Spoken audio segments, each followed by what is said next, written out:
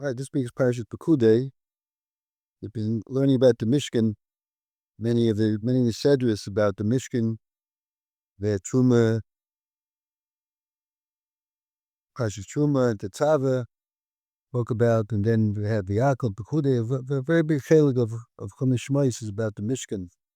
And here in the Pekudei it comes to the end. It makes a cheshbon of the Pekudei Mishkan, how much money went into it, how much gold, how much silver went into it. And then finally they put up the Mishkan. So there's a medrash that Abel Yeshivas brings. We'll see others bring it also. They speak about it in this week's parsha. It says like this, it's a medrash Tanchuma. The medrash says, Kivin Shigamri Yisrael Melechas HaMishkan, when they finally finished making everything for the Mishkan, they were waiting, when will the Shekhinah come? And they said, we did all this work and we're waiting for the Shekhinah. So they went to the Chachmei Lev, and they said to the Chachmei Lev, what are you sitting around? Put up the Mishkan so that the Shekhinah will come. So they tried. The Chachmei Lev, all the people that did all the work and making the various things, they got together and they tried to put the Mishkan together. And they didn't know how to put it together, it says. And when they tried, it fell. So they went to Betzalel and Uriah, the two people that ran the whole building, the whole malacha, and they said to them, please come and put your Mishkan together now. Maybe through you we'll be able to put it together. So they also tried and they weren't able to put the Mishkan together, it says. So there was a lot of people who were starting to talk about Moshe Rabbeinu. What did Moshe Rabbeinu do to us? We spent so much money on the Mishkan. We did all this tircha, and we made all the different vessels and everything that they needed.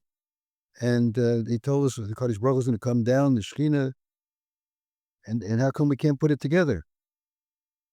So it says, so the Medrash says that Moshe Rabbeinu was a little bit bitzar that he was not involved with the Mishkan, even though he told them to make everything, but he himself was not mishtatif in the Melechas HaMishkan. All the Nedavos came from Klal Yisrael, and the work was done through Betzalel and the Oliyav and the Chachmei Lev. And because he had a shtickle tsar, Medrash says, HaKadosh Baruch Hu did not allow them, he kept from them sort of the secret, in a sense, how to put the Mishkan together.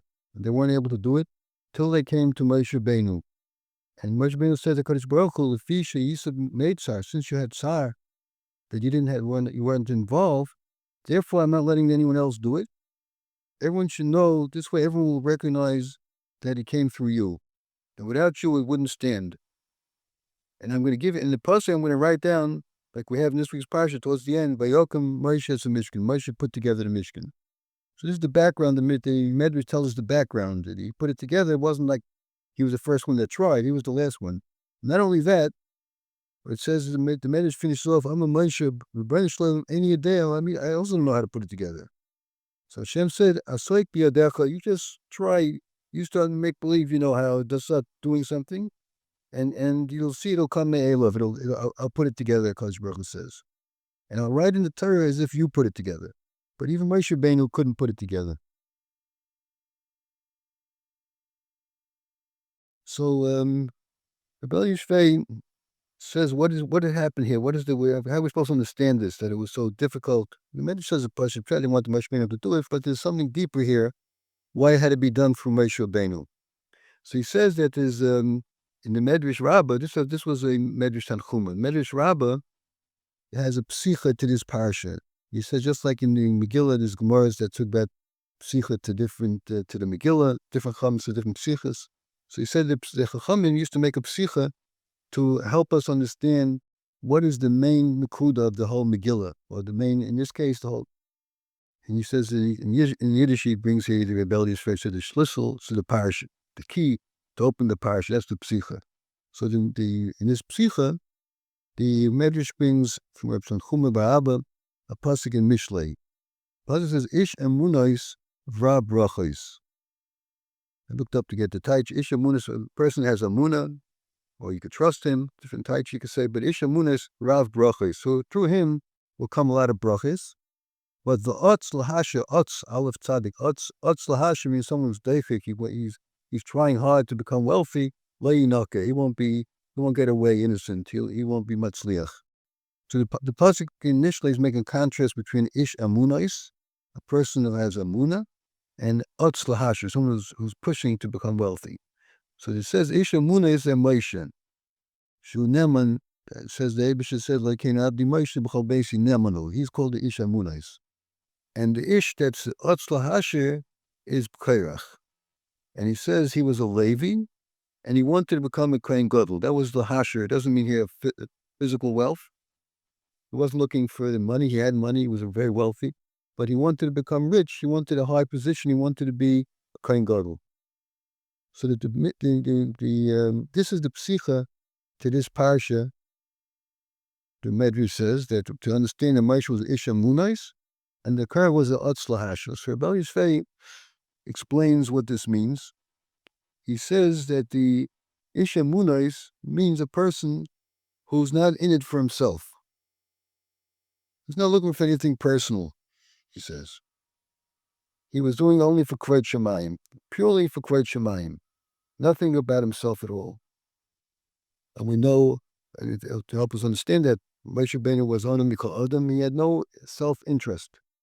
He was the most humble person. Nothing he did was for his own name, that he'll become a little bit whatever, more Bakovidik, whatever it is. He had zero self-interest. Whereas Kairach, even though the rebellious trait said he was an Adam Gadol, he was one of the Leviim that carried the Aron. He was chosen to carry the Aron. It was Bekeach. But still, he was Otzla Hasher, he says, means he had a personal angle here. Much like Kovid, he wanted, whatever you want to understand it, but it was Otzla Hasher, it was a personal interest. So the Medrash is giving the two extremes. Korach was in it for himself, and Moshe Rabbeinu had zero self-interest, he says. And that's the key to the Tatzlach of the Mishkan. So Rebbe Yisrael, somehow he wants to explain it, just give you a little bit how he goes through the whole parsha, that what was needed here in the building of the Mishkan was the Achdus of Klal Yisrael. That everyone had to have a chelik in the Mishkan, had to be done for everyone. And he says, Moshe Rabbeinu, because it was this Isha Munais, he was able to achieve this. That's his, I'm just saying, the Pekudi that he brings out, he says that, it says about Yerushalayim, this is his own Hezbollah. He says, it says about Yerushalayim, Ir Shechubra Lo Yachtov, that it was a chibur somehow, and he says, Kach Gama Mishkan HaYitzorach Lechaber as Kol Yisrael. The Mishkan had to be a place that brings together all of Klal Yisrael. And all the Shvatim lived around, and the Mishkan was the center, and it had to make an ichud for Klal Yisrael. And he says, Rak Moshe Rabbeinu Shai Isha Munais Shekol Kavnasi Hais L'Kvod Shemayim. He only cared about Kvod Shemayim. Hay Misugal Hakam is a Mishkan. He could put together the Mishkan, Litzor, to create the Chibur Shel Klal Yisrael. Because he understood that the Kvod Shemayim comes when Klal Yisrael is together. So somehow, because this needs a little still a better understanding, but that's what he says. That this Indian, that Moshe Rabbeinu was completely Kvod Shemayim, that's why he was able to achieve this chibur. He said that all Klal Yisrael should be together. That's what he said here. Also in the shtickle, just a little bit of an aside, he says that it is also a remez in this parsha right away in the beginning of El Pekudi Mishkan Eidah. It says the word Mishkan twice. El Pekudi Mishkan Eidah. So Rashi already brings, it's a remez to the two Batim Mikdashos that will be destroyed. And right here we're building the Mishkan, and there's a mention here of the two Chabanos. So he said, so rebellious faith, this is a quoting now of Maral. He says the Maral in Gur Aryeh asks this question, how did this get in here? Now, El Pekudi Mishkan, why does it have to be mentioned here? A remez on the Churban. So he says that the Maral answers that why, it says in the Chazal say, why were the Luchos Rishonis broken and the Luchos Shnias remained? What happened? What is the difference? Why it happened? Why did this happen to the Luchos Rishonis? So it says because they were given in public, and the Rosh and Koilos, it was such a public event, Matan Torah. So there was Ein Hara somehow got into it, and that's why the Luchos were broken. Mashenis Luchos Shnias were with Shnias, and there's no Ein Hara.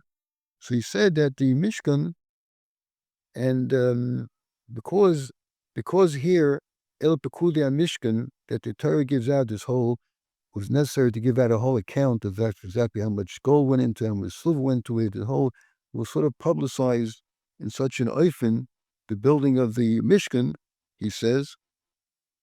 So this brought, because of that, somehow in the building of Mishkan, and went on to Batei Mikdashes, the Indian of Ayin Hara. That's what something like that the morale says. It was, Yeah, it's a little hard to fishing wasn't it? Is it a master sheet of owned in there? Toy. I don't know, somehow he carries it over. What's the fact? I don't know, there's a previous year that says that the Mishkan would not destroy because it had so many important ingredients layered up like that. I hear it was. Okay, something like that he says. But he says, Rebellious Faye wants to say that because, why did the Moshe have to give this cheshbon? It says because they were choshedim. They were Yidden. Some Yidden said, where'd all the gold, silver, gold, Moshe was coming rich from all the gold and silver.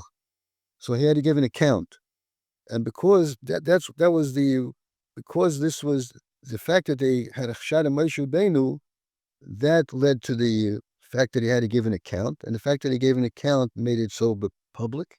And that led to the Churban. So the fact that Moshe Rabbeinu was the key to the success of the building of the Mishkan, and later but the Mikdashes. And because they had a shot in him, somehow that led to the destruction of Bat Mikdashes. And that's why it's mentioned here, right in the Elah Pekudei Mishkan, when they gave the cheshbon, with gold and silver, there's already a remnant to the Korbanos because of the fact that it had to be so public. This I'm turning over with Rebellious Faye wants to say on his derech that Moshe Rabbeinu brought it together. So because they were choshed him, that's how somehow that led to the churban of it. Okay. But maybe I want to go on. Going back to what we started off with, that the Mishkan had to be built only through Moshe Rabbeinu. And everyone else tried, and Moshe Rabbeinu had difficulty, it came through him. So why did it come through him? So Rebellious Faith said, because he had this Maila Isha Munois. That's how he teaches it. And in the Kuda he brought out was that he was totally Kvad Shemayim. I was looking around some svarim. If I saw it in Shem Yishmuel, he also talks about this in him. Why was it Dafka Moshe Rabbeinu? He brings us these same Chazal. And he also, he says, he begins in one of the pieces here with a kasha. Why was it done so public? Don't we know that the things that are done public, Zayin Haris and so on? So why was it done so publicly? He says, Rabbim told many people have a kasha. The bracha is only by Sadava Samim Na'ayin, when somebody hidden. And here we speak about so much. She brings from his father, Avnei Nezer, that it wasn't a chsaron here, because he goes, it wasn't a chsaron, because he says that the pasuk says, Asher pukar al pi Moshe, Elab Kudei Mishkan Eidos, that it was done through Moshe. And it was done through Moshe. Moshe is the meat of emes, he says. And because it's emes, the Ayin Hara and all these things can't be charlotte. All these chitzonim, he says that when something's purely emes, that's where he's going with this. Rebellious Fair was going with Moshe Rabbeinu's koyach, was the koyach of Kvod Shemayim, that he was nothing personal. That's the Nakuda that the Rebellious Fair brings out in the way Moshe Rabbeinu had the koyach to be successful in building Mishkan, because it was totally Shem Shemayim. And the Shem Yishmuel works with the meat of emes somehow. That Moshe Rabbeinu had the meat of emes, and emes is what can keep away any chitzonim, any whatever things that can destroy something. And he says that that also is the reason that Moshe Rabbeinu was chosen to be the Goel Yisrael. He says that HaKadosh Baruch Hu said to him, if you don't take them out, then no one's going to take them out. Only Moshe Rabbeinu could be, he says, because the tumah of Mitzrayim was such a deep tumah. And he says there was the Taivis and the Arayis, Ervis Oretz, he says. So even if a person has a clear seichel, he can ignore these things, he says. But no one had such a clear seichel. It's a big Yetzer Hara. But only Moshe Rabbeinu, with again the meat of emes, if you see things emestic, so all these Taivis fall away. He says if you have the meat of emes, he's stressing the meat of emes. That's what he says was the Moshe Rabbeinu's Maila. And he says the same thing was, and this I also never heard of, maybe it's a famous thing, when Moshe Rabbeinu said, Shlach no biyad tishlach, why sending me, send anybody? He says it meant send Eliyahu Navi. That was his Moshe Rabbeinu's suggestion. Because Eliyahu Navi also had this meat of emes, he says. That's what it is. I'm just saying his mahalach over here. And he says that just like the Gula from Mitzrayim that we're about to get into Pesach came through Moshe Rabbeinu, and he's learning made because of his mile of emes. That's why the Gula Hasidah will also be through Eliyahu Novi because he has the mile of emes. These two manhigim were outstanding in the meat of emes. That's what he brings here from Abi Nezer, and that's the koyach. So I want to show you also what I heard from Reb Shmuezzen Zatzal, and this week is Parshas HaChodesh. So we have in Musaf, there's also, I don't call them Musafos, I don't know what they call Leish. So in the very end, the last piece is, I was saying in Musaf, it says there's one line here, two lines that he spoke about. It says, Yeshivas. I know what they call them, Musafos, but there's the sharpness. Anyway, it's called different name for the Musaf. Maybe, I'm not sure. Any case, I'm not sure about it. But in Musaf, the last piece in the Musaf one, it says like the Shir Chodesh, there's going to be a new shir, new song, the Hege Midrashin, and they're going to darshan Midrashin. To Anenes Fasai, my lips will sing, the Shuri when I will see Arba Charoshin, the 4 carpenters. And it says Arba Charoshin, but Machazeh, they had a nevuah about the 4 Charoshin, Bratazem is Elachayzen. It's a nevuah in Zechariah. So, the Gemara in Sukkah says, who are these 4 carpenters? Zechariah said, I saw 4 carpenters. Help me out. Look, who the fuck? I looked it up. I looked it up. It says that Mashiach ben David, and it's Nun Beis Nun Beis. I looked up the word. Mashiach ben David, Mashiach ben Yosef, and then there was one more before that. One is Shem ben Noach. Chanoch. I forget it. It's slipping my mind. Okay. Anyways, I may will come back to me. There's 4 that he saw 4 Charoshin. So it basically means he saw nevuah about Mashiach. That's what basically as it's referring to. Zechariah saw Mashiach. Why they're called Charoshin? Because because it says that the 2 Mashiachim are going to build the Bate Migdash. That's what it says there, Rashi. And then Shem and Noach helped build the Teva. And the one is built the Mishkan. I don't know which one he said, but I don't know. I can't remember now who the third one was. In any case, so Zechariah said, when I see the 4 Charoshin, which means basically when the time Mashiach comes, so in the Yeshivas here it says there'll be a new song, Shir Chodesh, the Hege Midrashin, and we're going to darshan Midrashin, to Anayis Vasei, my lips will sing when I see the Arba Charoshin. That's what it says here. So if Shnei Kotler is, what does this mean? You're singing the song, okay, but what does it mean, Hege Midrashin? It's going to mean new Midrashim when Mashiach comes. There's no new Torah. What does it mean, Hege Midrashim? That's what bothered him. So I heard this from one once from him this far. What is it referring to here in the Yeshivas that says there'll be new Midrashim? So he said his own shot that he didn't bring from anyone. He said that when Mashiach comes and we see how the whole parsha will unfold, everything's going to happen, we'll be able to see it in the parsha Yetzias Mitzrayim. That's what he said. We'll see that in the whole Ma'aseh of Yetzias Mitzrayim was everything that's going to happen when Mashiach comes as well. How are we going to see it? They'll have to wait to see. 10 months. What? 10 months. I don't know what, but he says that. That's what he says. That's what he's referring to. Shir Chodesh for Hege Midrashim. We're going to darshan. We're going to sit down and say, look, this is what this pasuk meant. This is what this pasuk meant. This is what this happened. This happened. We'll be able to see everything that's going to unfold in the psukim of the whole parsha Yetzias Mitzrayim.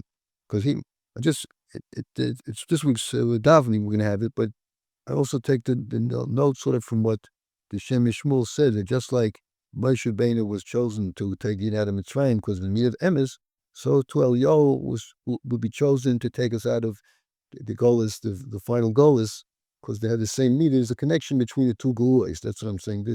That's what this Vard Reb Shnei Kotler said. I saw one more shot in this medrash. So far I'm telling you 2 pshatim and why Moshe Rabbeinu was chosen to build the Mishkan. Either according to Rebel Yeshivas Pshad Isha Munois, that he was totally Shem Shemayim, and according to Shem Shmuel Avi Nezer, because he had the meat of emes. I saw in Reb Nosson Bachvogel says a different thought about this. A different what happened here that it was so difficult to They did everything. They managed to make the appeal. They got all the gold and they got all the silver.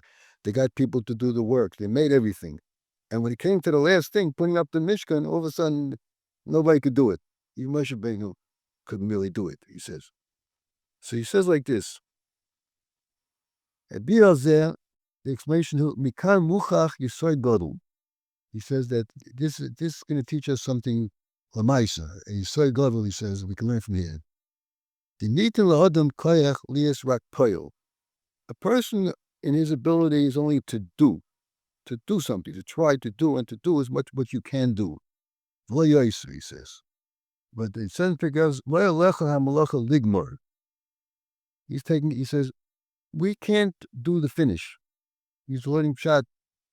That's not our job to finish, he says. He says, Abiyahu, L'adam nitin koyach rak niyas poyel v'lo yoser. A gemar einu b'shusay. A person doesn't have the koyach to finish, he says. That's not the person's koyach. The person has to just do.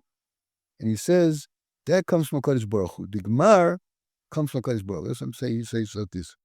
And he says, even though HaKadosh Baruch Hu filled B'tzalel and Aleyev and Chachma, Das Esfuna, to do everything. And Moshe Rabbeinu, the Adonai Nevi'im, Avi HaChachamim, and he had also the Gval de Chachma. In Kol Zeh, he said, L'nitin lehem HaChachma v'adas l'hokem HaMishkan. There's Gemar. Gemar eni b'shusah shel Adam. He said, L'nitin lo yakoyach li'ez goyme. A person doesn't have the koyach to finish. Rakli is poil, to work, put in the effort, try. But he says, that's not the koyach Adam. And he says, Adam olu lach shel acheres. People think differently. People imagine or see, he says, that a person could, and he's able to finish something, he says. And therefore he feels he has to be able to finish it. And he says it's a mistake, and it causes problem, he says. When a person sees that he's tried to accomplish something, and it's not going, and it's not working, he says. And he says, as long as the person tried to do, that's as much as he can do. The fact that it wasn't successful, that's not in his koyach, he said. That's what he said. His